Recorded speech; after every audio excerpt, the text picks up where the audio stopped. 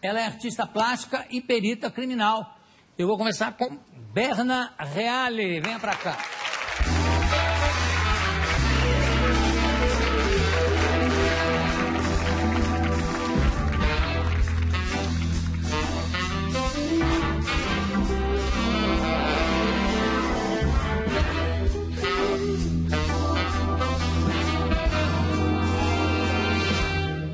Berna, uma das nossas artistas plásticas mais reverenciadas, inclusive pela audácia do seu trabalho, sempre.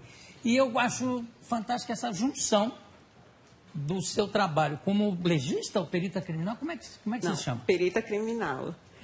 E eu sei que essa entrevista vai ser desafiadora porque você tem alma também de perito, detetive, pelo tudo que você escreve, né? Tá vendo? Então tá difícil aqui para mim, né? Não, você tira de letra. Seja generoso. Imagina. A sua mãe faz o que de profissão? A minha mãe, ela é enfermeira. E ela trabalha numa cidadezinha bem no centro da Amazônia. Até que ponto ela teve influência na sua carreira, ou para um lado ou para o outro? Eu penso que pela coragem. E talvez seja prepotente falar, mas eu acho que quando uma mulher não nasce bela, como a nossa colega Alice, ela tem que ser um pouco corajosa, né? Tem que fazer alguma coisa para se destacar. E eu acho que eu sou um pouco corajosa. Você é muito corajosa, inclusive nas suas performances. Eu quero até já começar mostrando uma fantástica, feita aonde? Em Belém mesmo? Conta pra gente, deixa eu ver fotografias. Miriam, olha aqui. Você carregada como carne de frigorífico, atravessando que cidade? Eu saio de um carro de frigorífico e desço em alguns bairros de Belém. Na realidade, foram 6 bairros que eu desci e era carregada por 4 quarteirões. 4 quarteirões pendurada? Pendurada. E a reação do público em volta? A reação de alguns de pena, alguns de impacto, alguns ligaram para a polícia dizendo, olha, coitada, cobre ela está nua, poxa, né? Aí a Rotam parou a gente, os policiais acharam que eu estava carregando uma mulher morta, né? Olha aí. Agora, engraçado que não chamou, ninguém falou que era um absurdo pegarem uma mulher e transportar desse jeito, né? Era só, cobre ela. Coitada. Ou então, do que ela morreu, entendeu? Isso é curioso, né? E ligaram porque ficaram, assim, mais escandalizados com a forma, né? Mais com a forma do que com a mulher. Ninguém diz, chama a polícia. Que estão torturando uma mulher aí, um pau de arara, enfim. Sei lá. Verdade. Ninguém pensou em tortura mesmo. O que assim, né? Não ligaram, falando que era tortura. Ligaram? Não ligaram? Não. Falando que era tortura, não. Achavam que só... Não, a mulher merece, claro. Só que tem que cobrir. Cobre ela, coitadinha. Essa é a nossa sociedade, né, Jô? Vamos ver mais. Tem outras? Vamos ver aqui. Aqui o que é? Esse é um trabalho que eu fiz sobre minha angústia muito grande, sobre a violência, né? Eu coloco essa roupa vermelha, uma camisa de força. Tô vendo. E é essa angústia que, às vezes, a gente se sente só, impotente, né? Porque, por mais que a gente queira fazer, nem tudo a gente pode fazer, né? E é realmente linda essa fotografia, essa perspectiva dá uma ideia de solidão, né? É uma coisa meio, vou falar em Suécia de novo, mas é uma coisa meio de cinema sueco, né? Tem um afastamento, assim. Agora, Berna, e o outro trabalho, né? O trabalho como perita criminal. Quais são os casos que pintam para você? São os casos do dia a dia mais hilários, vamos dizer, possível. Você tem até um nome para esses casos. A gente chama, na realidade, dizem que a gente trabalha no setor do caixa-emblema, que é cachaça, chifre, problema. E você fica mais ou menos dividido entre isso, né? Que é o cotidiano das pessoas, são as brigas de casais, são as desavenças com vizinhos, são o problema com alcoolismo. A série de fatores que a gente lida na perícia, fora os homicídios, né? que são constantes. E que também são, a maioria das vezes, causados por cachimblemas. A maioria também causados por cachimblema. Você sabe que uma vez, no Rio de Janeiro, eu estava com um artista plástico chamado Zé Henrique Belo, e ele estava contando um caso de um negão que entrou numa delegacia com uma garrafa quebrada, espetada no crânio. Pá! E quando ele entrou, um bêbado que estava lá falou: "Ih, a Carmen Miranda!" Aí quebrou um pau. E depois você imagina esse cara com a garrafa espetada no crânio, sendo atendida no Miguel Cotto.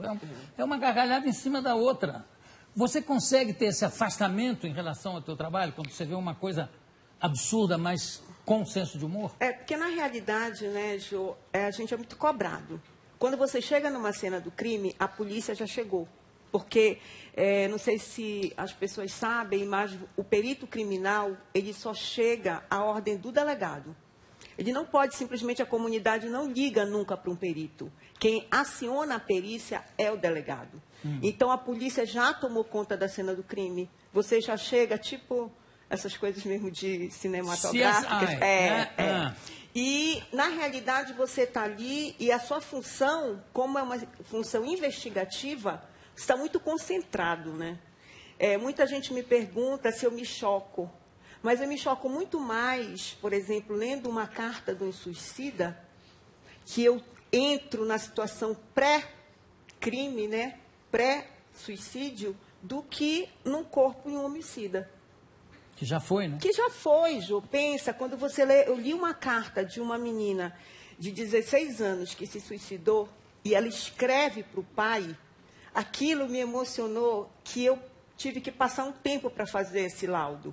Porque eu tinha que ler por parte, porque me emocionou. Porque ela conta o desespero dela, porque que ela está abandonando, né? Porque que ela está desistindo de viver. Aí é complicado. Agora, o seu trabalho como artista plástica tem sempre muito a ver com a temática do corpo.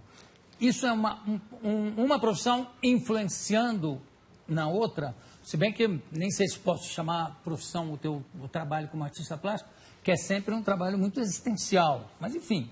Não, mas eu, na realidade, sou perita depois de ser artista. Eu me formei em arte. Exatamente. Né? E eu comecei a fazer perícia por um trabalho que foi me solicitado por um curador do Arte Pará, que é um salão que a gente tem em Belém. E ele pediu para mim pensar numa instalação para dentro de um mercado. Aí eu pensei, mercado de carne. Pô, vou fotografar cadáver. Vou colocar dentro do mercado de carne vísceras humanas. Porque o mercado, Jô, é um lugar de fartura, de violência, de miséria, de prostituição. E aí eu fui para o IML e comecei a fotografar cadáver para colocar nessa instalação para o Arte Pará. E aí esse teu lado aí eu fui me interessando. Influenciou no outro. A gente tem fotografia dessa instalação, se não me falha a memória... Não, essa aí também foi a foto que eu tirei na necrópsia, são 2 ladrões, olha que legal, que morreram num tiroteio com a polícia, e eles têm uma cruz no peito. E eu plotei a imagem deles dentro de uma capela, onde o espaço de Cristo está vazio e só tem a imagem dos 2 ladrões crucificados. Eles têm a cicatriz. Olha que incrível. Entendeu? Vamos mais, Vini, vai. Olha aqui. Aí. Essa é Essa é um ladrão, é um ladrão que morreu e que está na igreja. Essa imagem foi para a capela. Como é que o clero se posicionou depois que viu isso? Ou não se posicionou? Não se posicionou porque essa capela, hoje em dia, ela está foi a capela, Jô, que saiu o primeiro Círio de Nazaré, de Belém. E hoje em dia ela está fazendo parte de um museu. Ela é aberta, entendeu? Mais para fazer exposição. Vamos mais, William. Essa também, mas essa capela, ela realmente é uma igreja. E eu estou nua, nesse hábito todo de organza, enquanto Paris, transparente. Né? E esse trabalho eu falo da violência que as freiras sofrem por parte dos padres. Foi um acontecimento que me chocou, foi na Itália, onde 26 freiras foram abusadas e uma perdeu a vida na hora de fazer o aborto. E eu fiz esse trabalho, foi em 2008, E eu fiz esse trabalho por causa disso, que é uma coisa que me chocou bastante. Eu vou pedir mais uma vez a instalação lá que foi feita no mercado. Ver o peso. Vamos ver se eu acerto dessa vez. Que são os urubus. Cadê? Essa foi do mercado, mas as vísceras humanas. Não acerta. Não, essa tá certo, foi do mercado as vísceras, você tá certo. Não, é porque tem outra no mercado, tem a dos urubus, que é a dos urubus. Inacreditável. Tá aí, Miriam? Olha. Essa performance foi para o Arte Pará. Na realidade, eu me inscrevi com esse trabalho e eu tive a sorte de ganhar o grande prêmio. E eu fiquei lá nessa performance 4 horas, né? E choveu, fez sol, aí até o pôr do sol. Isso já é quase quando a chuva vai chegando lá. Você conhece Belém, né? Você sabe aquela... cidade belíssima. Aliás, não, obrigada. Povo super hospitaleiro. Obrigada. Agora, você está com vísceras colocadas em cima do corpo ali. Isso. E os urubus são urubus mesmo, não é? Não, estão lá normal, ao ar livre. Eles são atraídos pelo cheiro, claro. Vem a chuva, da carniça, e também sobre os restos de comida que ficam no mercado. E você vê lá no barco que as pessoas continuam lá, jogando carta, trabalhando, inclusive do meu lado. O pessoal continuava carregando os frigoríficos para o peixe. Mas não dava nem uma olhadinha para saber o que é? Aconteceu uma coisa muito interessante, porque como eu fiquei lá umas 2 semanas trabalhando, assim, vendo o material e tudo, e conversando com eles aceitaram de uma maneira tão legal que essa toalha, se você for olhar, ela está ventando muito nessa hora e ela começa a bater no meu pé. E aí um morador de rua vai, Jô, não sei de onde, ele pega um fio de nylon bem branquinho. Eu continuo lá deitada e ele vai e amarra isso. A fotógrafa que me falou, e corta com estilete, que ele percebe que vai ficar mais bonito se a toalha não cobrir o meu pé. Eu achei isso fantástico.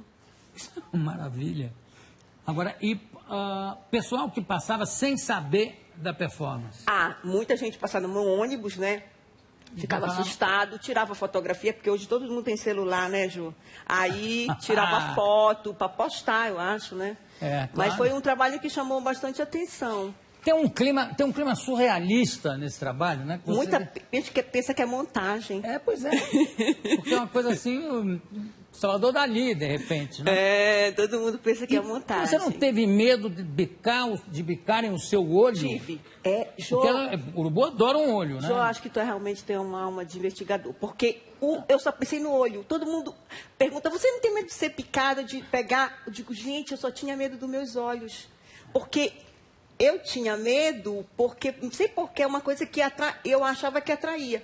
Mas eu pesquisei antes, e uma pesquisadora do Museu Guild, que você deve conhecer, né? O Museu Guild é um museu de referência, disse que os urubus não chegam perto de um corpo vivo. Eles sentem o calor do corpo. Mas foi na víscera, comeu direitinho. Não, baixava. Tem um corpo... E sentia, voava. Não chegou? Não. Tem fotos minhas, Jô, que logo no início, antes de eu me concentrar, assim, que eu tô, me levantando. Mas no final, como eu passei horas lá, tem foto que eu tô roncando, assim, horrível. Mas essas não mostram. Roncando e o urubu voando. E os urubus voando lá. Agora, aí você, então, estava de olho aberto o tempo todo? Fiz questão, porque, na realidade, eu não queria fazer uma sensação de morte só. Eu queria dar outras interpretações, que eu queria um ser servido ali. Porque é isso que, para mim, nós estamos hoje. A violência, para mim, a gente se coloca num banquete. Você não sabe quando você volta. A banalização, né, Jô? Você está aqui maravilhoso, mas você sai, de repente, seu carro, seu motorista, você é assaltado e você perde a vida, assim, na maior banalidade. Saiu uma imagem anteontem, eu acho, de um senhor que estava meio bêbado dentro de um boteco, não era nem boteco, acho que era um armazém, enfim. E, de repente, entra um assaltante e ele quer brincar com o assaltante. Um senhor, nitidamente, que não oferecia nenhum perigo. O cara pega uma pistola, uma automática e pá, na cabeça. É uma coisa que, sabe... E, de repente, isso já não... Aliás, o que eu acho maravilhoso nos teus trabalhos é que mostram um pouco a indiferença que as pessoas ficam ou enxergando de um lado totalmente diferente. Totalmente. A pessoa não falar em tortura naquela imagem... Agora, há muito da atriz também no teu trabalho. É bom porque eu estou com a Alice sentadinha aqui, que está olhando assim, fascinada. Há muito trabalho de ator, de atriz, né, nessa composição. E também, pelo que eu sei, você também emagrece ou engorda dependendo da performance. Porque, na realidade, tudo no meu trabalho é pensado, né, Ju? Não é aquela performance gratuita de eu colocar uma bacia, vou me melar lá, vou chamar todo mundo para ficar olhando. É uma coisa que eu vou mexer com a sociedade, com o espectador que eu não conheço. Porque da feita que eu saio na rua, tudo tem que ser mais ou menos planejado para passar o que eu quero. E o corpo é um símbolo muito forte, né, Ju? Então, você tem que pensar que ele é um elemento do seu trabalho. Assim como a roupa que eu uso tem que ser bem costurada, o corpo também tem que dialogar com o que eu quero. Então, se eu quero, por exemplo, agora eu estou me preparando para uma nova performance, onde eu vou estar montada num cavalo. Não, vou estar nua. Todo mundo pergunta, você vai estar nua? Eu digo, não vou estar nua. Não sou o cavalo. E eu não posso estar gorda, e eu estou gorda. Então, eu estou fazendo uma dieta. Porque eu quero... Eu quero emagrecer para ficar elegante. Porque a performance que eu vou fazer, que fala sobre violência, precisa de uma pessoa elegante em cima de um cavalo, que o cavalo é um animal elegantíssimo, né? Então, entendeu? Eu não vou ficar gorda lá em cima, que não vai, eu sei que não vai passar o que eu quero. Você falou um gordo aí, que eu tenho até uma refreada aqui.